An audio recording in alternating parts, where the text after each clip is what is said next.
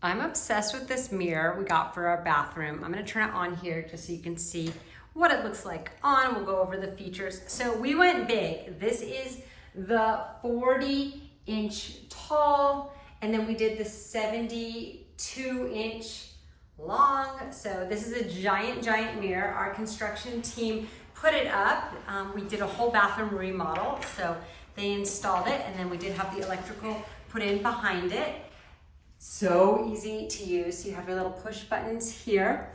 This changes from off is blue, and then you have the different modes.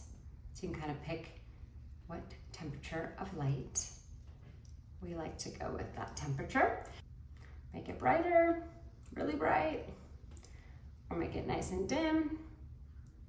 We usually keep ours nice and dim. And then this is your defogger. So when it's blue, that means it's off, that means it's on. And I take super hot, steamy showers, and let me tell you, this thing works. So that's super cool. I love that you can come out of your shower and you'll have at least part of your mirror ready to see yourself.